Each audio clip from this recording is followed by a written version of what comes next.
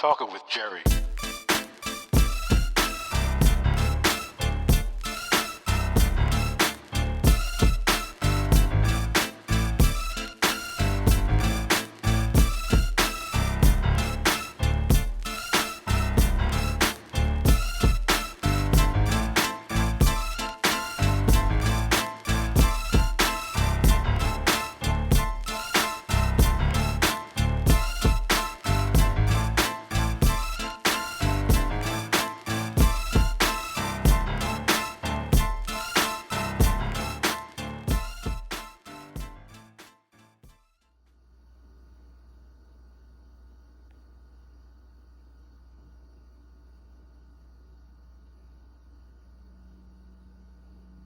Okay, this evening, since we don't know the full results of the midterm elections yet, and I wanted to do something on politics and the elections, I'm going to still go ahead and do something and give you a lot of facts that you don't know, a lot of historical facts behind the scenes, and things about this particular president, who I believe was the best president in American history, perhaps, and definitely the best president for African Americans.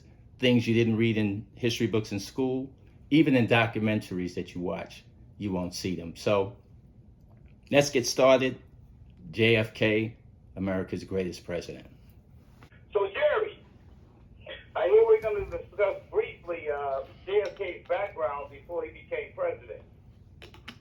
Yeah, I mean, in school, you learn about our presidents and what they did as presidents and maybe what they were famous for. Usually don't get into a lot of details about their background. But since we want to spend a little bit of time talking about some great accomplishments that JFK did for African Americans in the 1960s, some things that really changed the course of this country that we're benefiting from today, I just wanted to spend maybe 2 or 3 minutes talking about his upbringing so that you have a clear understanding of who he was, things that, as I said, most people don't even know. So JFK actually came from a wealthy family. His mother, Rose Kennedy, was the daughter of a former congressman and mayor of Boston who was Irish. And he became fairly wealthy because he helped during the turn of the 19th century light the city of Boston with electricity. So Honey Fritz, that was his name. He did very well. And Rose Kennedy was his daughter. She met Joe Kennedy, who was President Kennedy's father, and he was a financier. He was involved in Wall Street, and he became very wealthy. He helped back FDR, Franklin Delano Roosevelt, to become president, and him and Rose had a very large family, and one of the sons was JFK. So JFK goes to boarding school, then Harvard University, and when he graduates in a few years, the war starts, World War II. And just like his older brother, Joe Kennedy, named after the father, he volunteers to go and fight in World War II in the Navy, and he becomes the captain of what was a PT boat. Those were small attack boats in the Pacific to fight the Japanese. He was injured severely. That's why he had a bad back. One night, a Japanese destroyer, there were no lights at sea. They had to navigate very secretly. So their PT boat was not seen, and the Japanese ship cut their boat in half. All of his men, including JFK, were thrown into the water.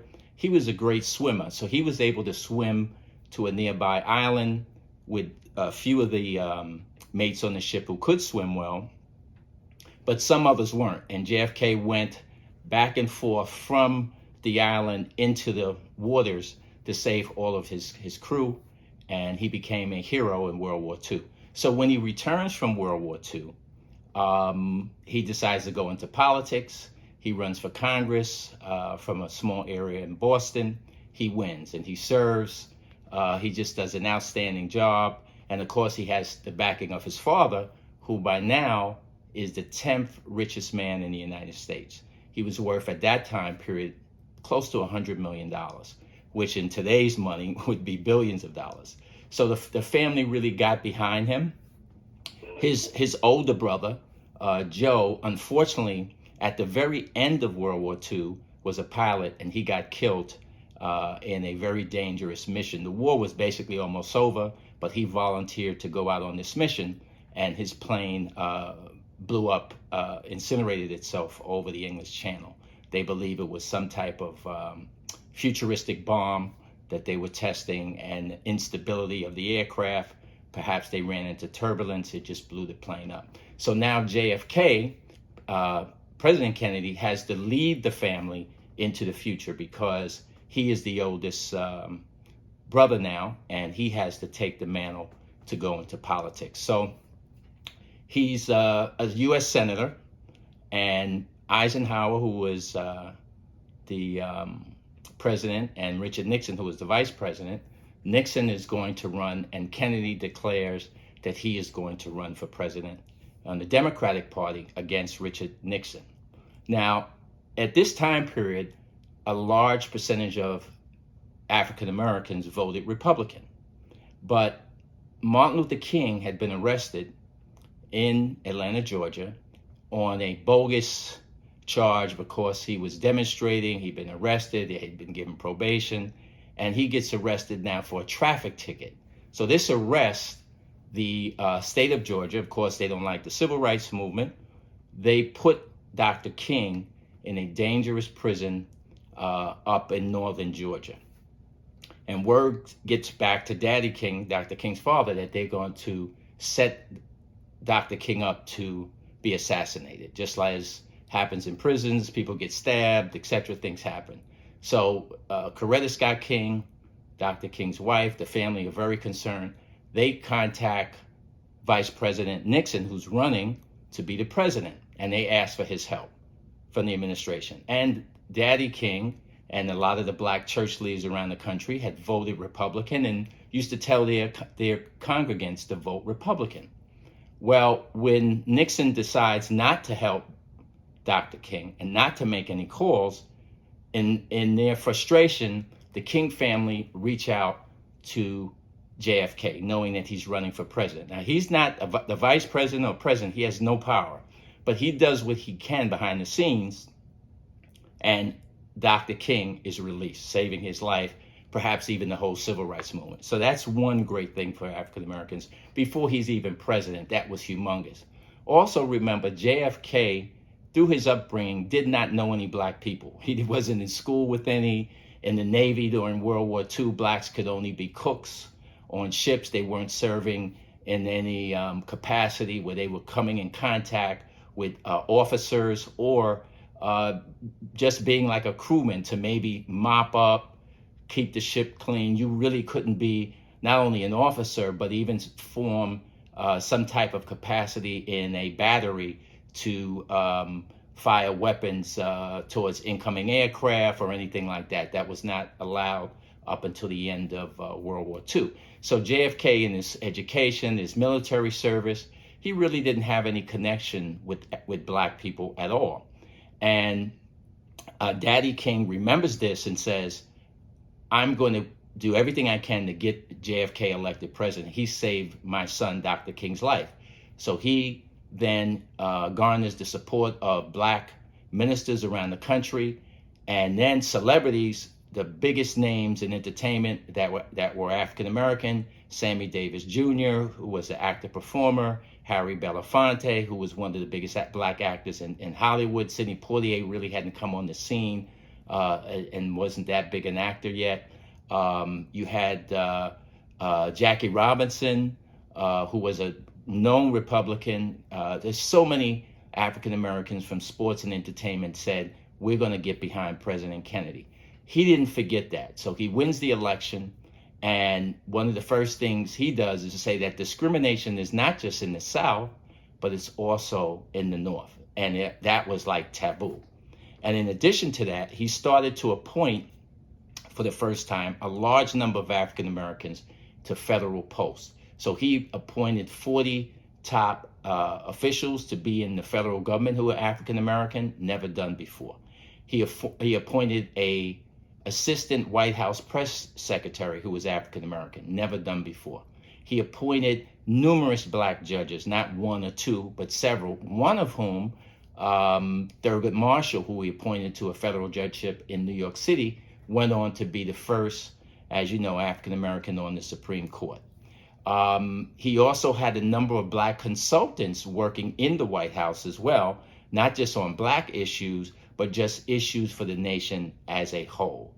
And he started to work on a civil rights bill that would give equal rights to all Americans, but specifically targeted towards African Americans, who we know in the South at the time were being denied equal access to an education, definitely equal access to the vote. So he was putting forth a federal bill in legislation for the federal government to enforce that. Now, this, as I said, had never been done.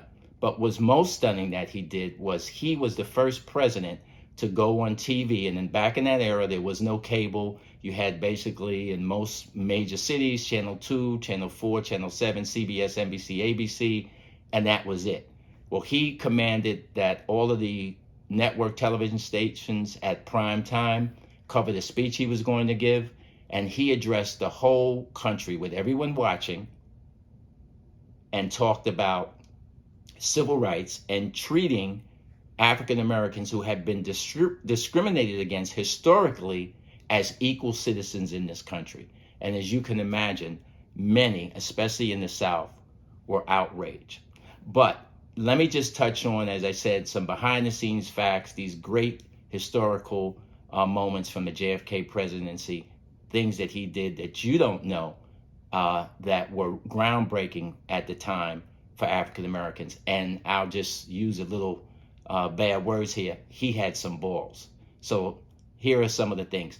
The first Secret Service agent who was black brought to be on the presidential detail was one that President Kennedy selected. His name was Abraham Bolden, and he was out of the Chicago office of the Secret Service. Kennedy was in Chicago, saw him and said, I'm going to bring you back to Washington to be on my Secret Service detail. One short story regarding that. Soon after his arrival to be a Secret Service agent guarding the president, the head of the Secret Service comes into President Kennedy's office and in the Oval Office and says, Mr. President, we have a problem. And JFK said, what is the problem? The agent that you brought in from Chicago, Bolden, you have a trip coming up to North Carolina. And there are strict segregation laws, and he can't stay in the hotel with us. And he's part of the Secret Service detail, so he's not going to be able to go because he can't stay in the hotel. And all of the agents, are guarding you. We have to be together. And this is a problem. Well, President Kennedy looked at the head of the Secret Service and said, no, we don't have a problem. You have a problem. And you fix it, because Agent Bolden, he's going with us on this trip. And he just cut him off just like that and said, is there anything else I can help you with? And this is in the 1960s. The Washington Redskins, which are now called the Washington Commanders football team, they were the last team to integrate, meaning they had no black players. So President Kennedy hears about this and says, why don't they have a black player? This is the nation's capital, and the Washington Redskins don't have a black player. So he starts to inquire, and he finds out that the owner of the team, George Marshall, was a racist. And he said, I'm not going to have a black player take the field for the Redskins. When we play other teams, they usually have at least one black player. I'm not going to have a black player. So President Kennedy calls him and lays him out. He says, this doesn't look good for the country. All the other teams have African-American players, and this is discrimination. And you can't do that.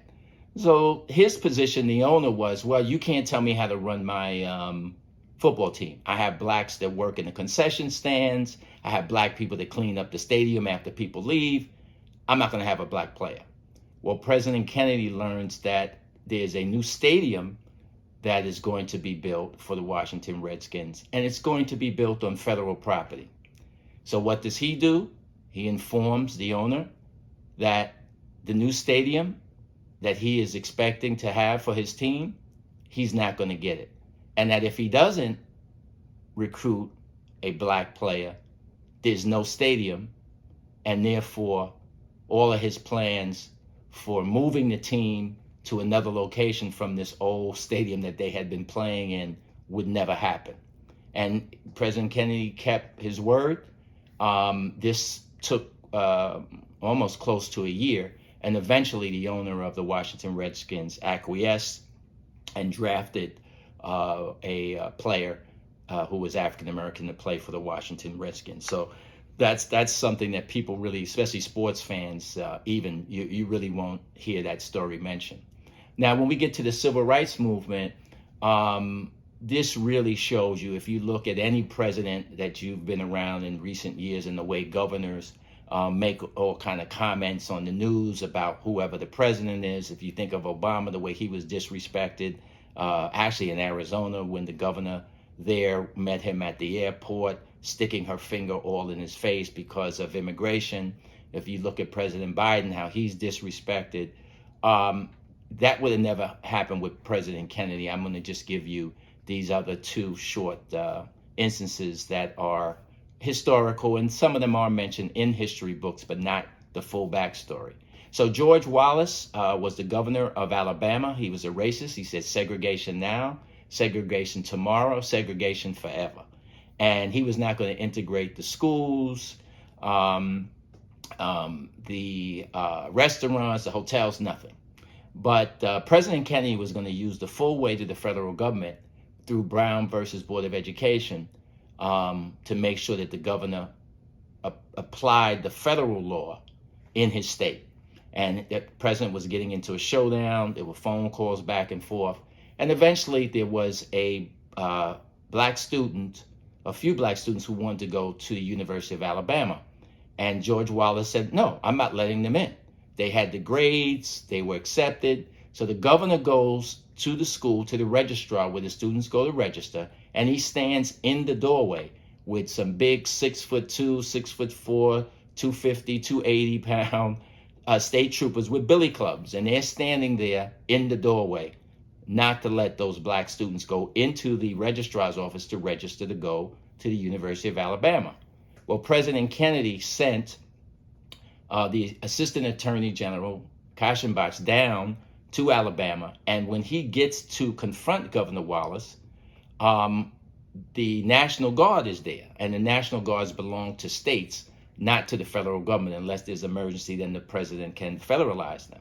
So he's there, and he tells Governor Wallace, I'm here on behalf of the president. You have to let these black students come in and register. And Wallace stands in the doorway, and he says, I'm not letting them in. And he's standing there with his big 6 foot, 200 plus pound state troopers. So the Attorney General says to him, Governor, I just want you to know that President Kennedy has federalized your National Guard, and that these soldiers behind me are now taking instructions from the federal government and from the president, and the general over your state National Guard is only going to listen to the president.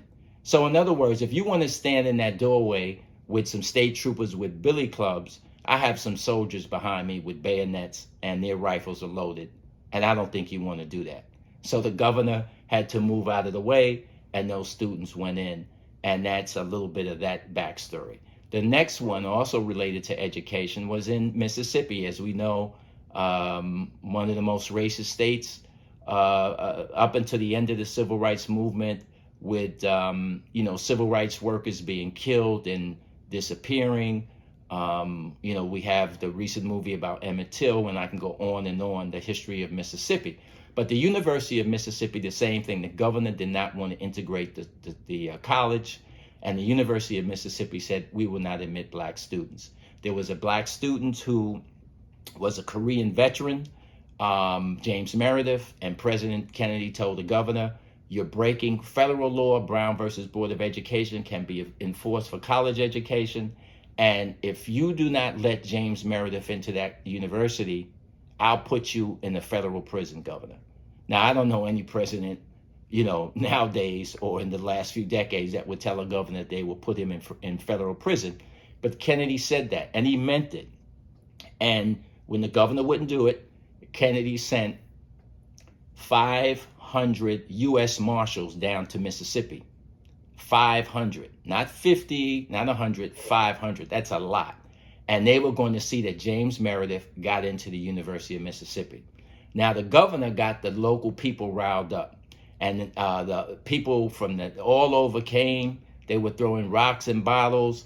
Then they started shooting. They had to disperse tear gas. Kennedy sees this on TV. He said, okay, great. You want to play tough guy? Within 24 hours, President Kennedy sent 13,000 federal troops to Mississippi. And they were there. They were armed. They were on the campus. There were up to 300 people injured, but he integrated the University of Mississippi. So these are the types of bold actions that this president took, even though it was the 1960s where there was a lot of racism. You had basically the majority of people in the South did not want integration in any shape or form. And he just said, listen, America's going to change. And if I have to drag this country kicking and screaming, we're going to do the right thing. And I'm going to, by force of the presidency, use all the power I have to enforce the law and make America do the right thing. So those are some details of some little known facts about those stories. And next is about how he saved us.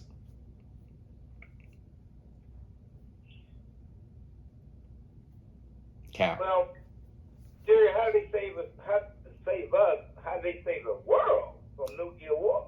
Right. So usually in history books they may mention the Cuban Missile Crisis, and it's just really not something that a lot of time is spent on. It just says that there was this crisis, and it went on for almost 2 weeks. And if you get to the college level, they may mention, it could have been Armageddon.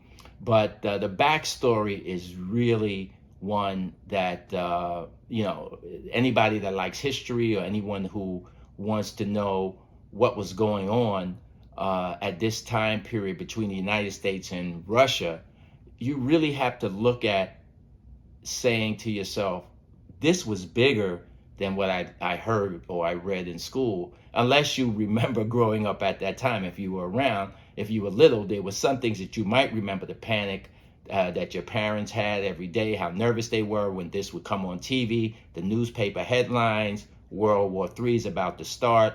So Russia, as you know, we had a Cold War with Russia after World War II, and Russia first had nuclear weapons that they had found a way to put them on missiles as opposed to us just dropping a nuclear bomb from a plane. So we had to catch up, and that was one of the things that President Kennedy was doing. He said there was a missile gap when he ran for president. He was going to make the United States have as many nuclear missiles as Russia, so we wouldn't have to worry about the Russians attacking us with nuclear weapons and we couldn't fight back. But Cuba, which is right off of the shores of Florida, less than 90 miles away, had been a dictatorship. And there was a guy named Batista. He was a terrible dictator. He was stealing all of the money. The mafia ran the casinos. It was a corrupt country. And a gentleman that you probably know, Fidel Castro, started a revolution, takes over the country, and throws out Batista. Now, Castro, this is a little known story, him and his brother went to the Kennedy administration and said, we want to be friends with America. Let's see what we could work out so that we can work together. We want to have a certain type of government. But Kennedy said you have to have elections, and you have to give the casinos back. You can't just take people's property. You have to give the businesses back that you took over, the hotels, etc. And Castro said, I'm not doing that. And then he went and talked to the Soviet Union, to Khrushchev, and they ended up making a deal with Russia. Now, the United States was concerned because they didn't want an ally of Russia, so to speak, in our hemisphere, right off the coast of Florida. So we used to send spy planes over Cuba to see what was going on. The Russians were sending ships, and we thought it was mostly food and goods that the Cuban people needed. But on one spy mission, they had pictures of missiles being offloaded from ships and set up out in the forest area of Russia, of Cuba, and those missiles were pointing towards the United States. When Kennedy finds out, he back channels to Khrushchev and Russia that this can't be tolerated. And the Russians deny it. They say, oh no, we don't have any missiles there. There's a showdown at the UN. We show the pictures that the missiles did exist. And Kennedy says, he takes a bold move. We're going to set up a blockade around Cuba. We're going to send the United States Navy, circle that island, and no ship is going to get in because we don't know what's on it unless we're going to board that ship and see what's on there. Well, the Russians weren't going to allow that. So now, here we are. You heard Kanye West say something called DEFCON 3. U.S. goes into DEFCON 3 because Khrushchev, who's head of Russia, says it's time for war. If you don't let our ships into Cuba, which we are considering an ally or a partner of us, they're part of our country now, it's going to start World War III. We'll sink your submarines. We'll sink your aircraft carriers. Our ships are going to go into Cuba, and you're going to do nothing about it. So there's a back and forth communication, and eventually there's a big caravan, so to speak, of Russian Navy ships sailing towards Cuba. And at this point, we're about 11 days into this negotiation or talks back and forth, and all the headlines of the newspapers are saying, here comes World War III. Missiles are going to be launched from Cuba to hit New York, Washington, Florida, and Virginia. And then, of course, we're going to fire missiles back. It's going to be back and forth, and it's the end of the world. So the generals of the United States wanted to invade Cuba. There was a General Curtis LeMay who was a maniac, who firebombed Japan during World War II, and he wanted, right, he was a serious war hawk. And he said, President Kennedy, we should have got those Russians after World War II. Let's get them now. And he wanted to go in and invade. And Kennedy kept his cool, and through backdoor communications with the Soviets, through his brother Robert Kennedy, who was the Attorney General, a deal was struck for us to move our missiles out of Cuba, and the Russians would move their missiles out of Cuba, because we were moving some missiles that we had in Turkey.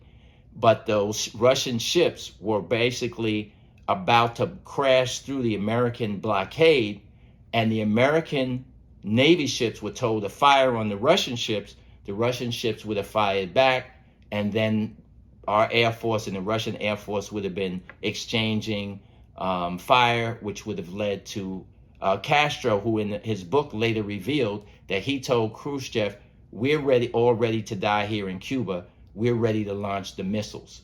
And that would have been World War III, the end of the world. We were practicing how to get under the desk. Right. In school, you know, yes, kids had to get under the desk. You had these drills, and I don't know what hiding under a desk was going to do to prevent a nuclear war, but that's what schools all over the country were doing. I can remember, as I said, on the subway, you know, you saw people with the newspaper, their hands shaking, and when people went to sleep that night, they didn't know if World War III was going to start, and there would be missiles flying back and forth between the U.S. and Russia, basically bringing about an Armageddon. So, you know, he really saved us, and I'm just going to play a bit of something I want you to hear, the type of person he was. He didn't brag. He didn't boast. But JR, one other thing I'm going to add this. You notice how JFK and Obama had the same swag. Yes, and I'm going to post some pictures that you can see of him, how cool he was with his sunshades and the way he walked, the way he spoke. I mean, he was just a guy that had so much class. The women loved him. He was handsome.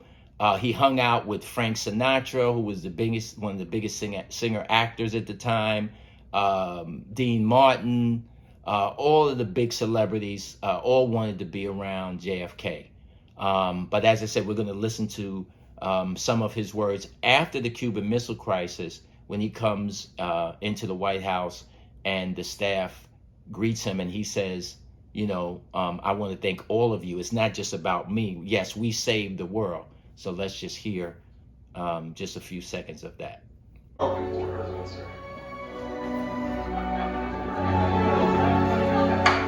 Mr. President, great job. Well, Mr. President, I think I can speak for everyone here when I say, bring on those midterms. There's no stopping us now.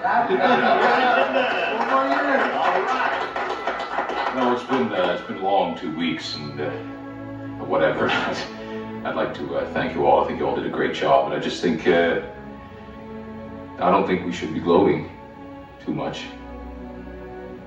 It was just as much a victory for them as it was for us. Here, here. Enjoy your morning. Thank you, Mr. President. Be sure to like and subscribe. This is part 1. Be sure to watch part 2, JFK, perhaps America's greatest president, and America's greatest president for African Americans.